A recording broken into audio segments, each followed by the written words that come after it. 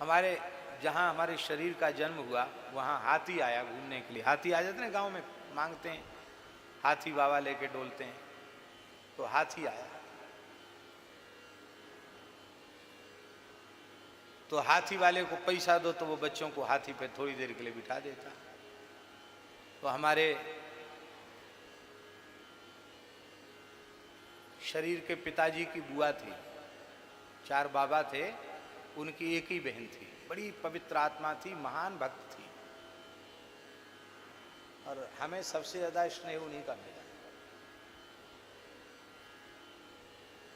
सैकड़ों पद याद थे, सैकड़ों पद,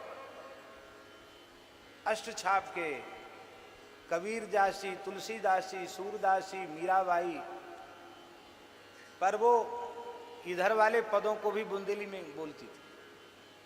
मलुकदासी के पद भी गाती थी। जैसे मलुकदासी का पद है, भजन नहीं बनता मन सैलानी, ये मलुकदासी का पद है, उनकी वाणी का पद है।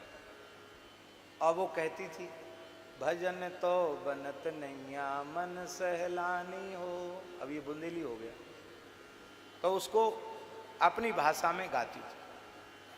और इतनी तीव्र स्मृति थी कि माने पूरे क्रमशः संपूर्ण भागवत उनको, पूरी कथा याद, शिव पुराण, तमाम पुराण, महाभारत, पता नहीं कैसी मेधा थी उनकी। और बचपन में उन जमानों में बहुत छोटी अवस्था में विवाह हो जाते थे। छोटी अवस्था में विवाह हो गया था, एक पुत्री का जन्म हुआ, उसके बाद पति उनके दिवंगत हो गए। जिस परिवार में विवाह हुआ था वो परिवार उस जमाने का करोड़पति था। इतने बड़े परिवार में 4 भाइयों में 1 बहन, और कोई कमी थी नहीं, इसलिए खूब अच्छे से अच्छा किया गया। लेकिन वो घर में रजोगुण का वातावरण था, धनाढ्य परिवार था। उन्होंने कहा हम अपने भाइयों के पास, अपने पिता के पास जाके रहेंगी, क्योंकि वहाँ का वातावरण पवित्र है। अपनी छोटी सी कन्या को लेके वो यहाँ आ गई। और आज तो सरकारी कानून बन गया बेटी को संपत्ति देने का, उस जमाने में कानून नहीं था। आज से लगभग ज़्यादा नहीं तो कम से कम 90 वर्ष से भी अधिक पुरानी बात होगी। 90 वर्ष से कम पुरानी बात नहीं होगी। उस समय बाबा के पिताजी ने अपनी संपत्ति के 5 हिस्से किए। 4 पुत्र थे, 1 हिस्सा अपनी पुत्री को दिया, सोना चांदी जमीन सब चीज दी।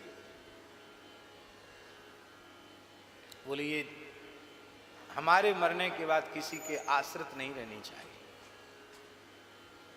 फिर वो हमारे शरीर के बाबा के पास ही रही, सबसे बड़ी थी आयु में। तो वो पूज्य थी, इसलिए घर में भी पुरुषोत्तम मास होता तो उनको लोग जीजी कहते थे, उनको लोग पुआ देते थे। उन पे बड़े पुआ इकट्ठे हरे। पुरुषोत्तम का महीना था, उद्यापन भया, बड़े पुआ इकट्ठे हरे।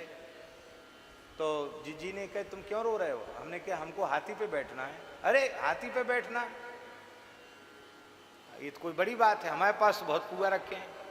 हाथी वाले को बुलाया, बोले पूरे गांव में इसको घुमा दो हाथी पे बिठा के, कितने पुआ लोगे? वो तो थोड़े थोड़े पुआ में घुमा रहा था, उनके पास तो बहुत पुआ थे।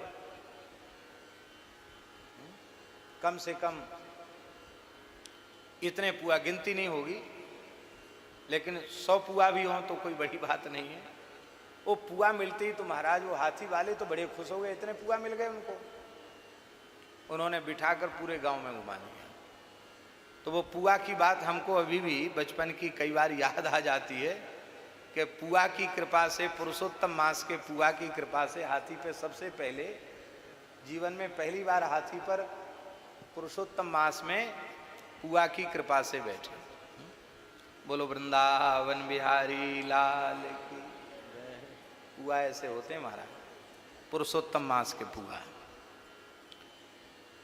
तो ये पुआ सब ब्राह्मणों को दे करके दक्षिणा में देना चाहिए। बोलो भक्तवत्सल भगवान की जय। इससे गोलोक बिहारी भगवान श्री कृष्ण प्रसन्न होते हैं।